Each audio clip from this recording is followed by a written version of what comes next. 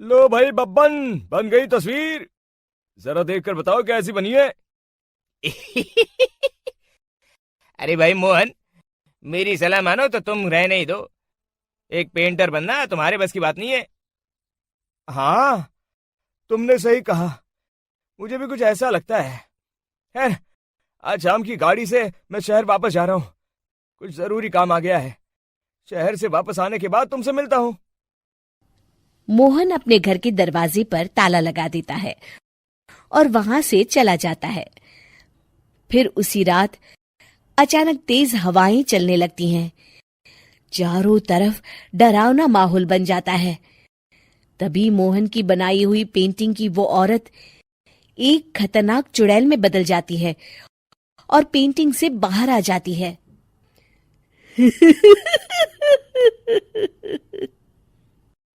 चुड़ैल घर के बाहर चली जाती है।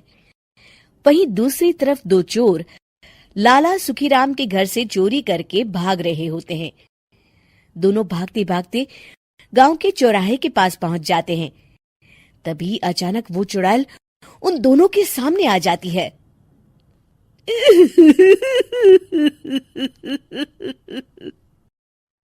अरे मर गया रे! ये चुड़ैल कहाँ से आ गई? अरे मैंने तो तुझसे पहले ही कहा था कि आज अमावस्या की रात है। आज हमें चोरी नहीं करनी चाहिए। हाँ भाई बिल्ला, तुमने बिल्कुल सही कहा।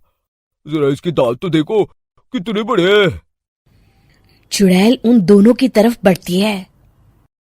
अरे चुड़ैल दीदी, तुम चाहो तो ये सारे पैसे और जेवर ले लो, लेकिन हम दोनों को कुछ मत करना।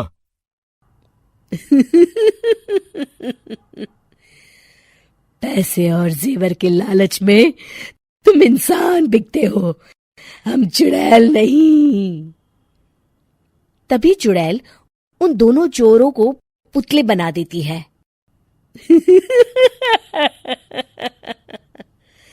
मैं किसी को नहीं छोड़ूंगी।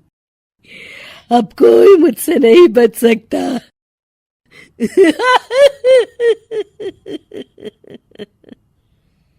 चुड़ैल अपने अगले शिकार की खोज में वहां से चली जाती है। गांव की दूसरी ओर जाने पर चुड़ैल को हरिया, बिरजू और बब्बन दिखाई देते हैं। आज संडे है, आज कपिल शर्मा शो देखने का दिन है। जोर से बोलो। आज संडे है। मैंने नहीं सुना। आज संडे है। आज कपिल शर्मा देखने का दिन है। हाँ, ये हुई ना बात। अरे ये कपिल शर्मा कौन है जो ये लोग उसे देखने के लिए इतने उतावले हुए जा रहे हैं? खैर, मुझे क्या, मैं अभी इन दोनों को मजा चखाती हूँ। चुड़ैल तेजी से उड़कर उन तीनों के सामने आकर खड़ी हो जाती है।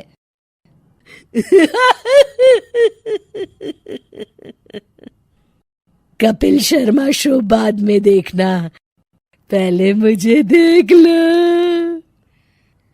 बब्बन चुड़ैल को देखते ही पहचान जाता है। अरे ये तो तस्वीर वाली औरत के जैसी दिख रही है। मुझे अभी नहीं मरना है। अरे भागो रे! तीनों वहां से भाग खड़े होते हैं। बब्बन तो किसी तरह अपनी जान बचाकर वहां से भाग जाता है, लेकिन हरिया और बिरजू को चुड़ैल पकड़ लेती है और उन्हें पुतला बना देती है। फिर चुड़ैल बब्बन को पकड़ने के लिए उसका पीछा करती है, लेकिन बब्बन उसे कहीं नहीं दिखाई देता। अरे वो मोटा तो बड़ा तेज भागता है, शायद उस तरफ गया होगा। बब्बन एक दीवार के पीछे छुपकर बैठ जाता है और चुड़ैल उसके सामने से आगे निकल जाती है। बाल बाल बच गया। अगली सुबह बब्बन सभी गांव वालों को सारी बात बता देता है। फिर उस चुड़ैल के डर से रोज शाम होते ही पूरे गांव में सन्नाटा छा जाता था और कोई भी अपने घर के बाहर नहीं निकलता था। अरे ये क्या हो गया? इतनी देर से घूम रही हूं, अभी तक एक भी आदमी नहीं मिला। अरे कहां मर गए सबके सब? चुड़ैल वहां से चली जाती है। इस तरह कुछ दिन बीत जाते हैं। फिर एक दिन मोहन गांव वापस आता है। बब्बन उसे बताता है कि उसकी बनाई तस्वीर से एक चुड़ैल बाहर आ गई है। मोहन समझ जाता है कि ये कोई आम कागज नहीं है। वो जो भी उस कागज पर बनाएगा वो असलियत का रूप ले लेगा। अरे मोहन भाई, अब तुम क्या करने वाले हो? मेरे पास एक बहुत बढ़िया तरकीब है। मैं इस कागज पर उस चुड़ैल की एक ऐसी तस्वीर बनाऊंगा जिसमें वो तपती धूप के नीचे खड़ी दिखाई देगी, और फिर जैसे ही सवेरा होगा वो चुड़ैल इस कागज से निकलकर बाहर चली जाएगी और सूरज की तेज धूप में जलकर राख हो जाएंगी। मोहन बिल्कुल वैसे ही तस्वीर बना देता है और जैसे ही सवेरा होता है वो चुड़ैल कागज से निकलकर बाहर धूप में चली जाती है और सूरज की गर्मी बर्दाश्त नहीं कर पाती और जलकर राख हो जाती है।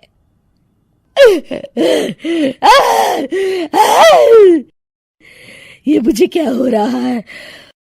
मैं सूरज की रोशनी बर्दाश्त नहीं कर सकती। मेरा पूरा शरीर जल रहा है। और इस तरह चुड़ैल के जलते ही पुतले बने सभी लोग पहले की तरह इंसान बन जाते हैं।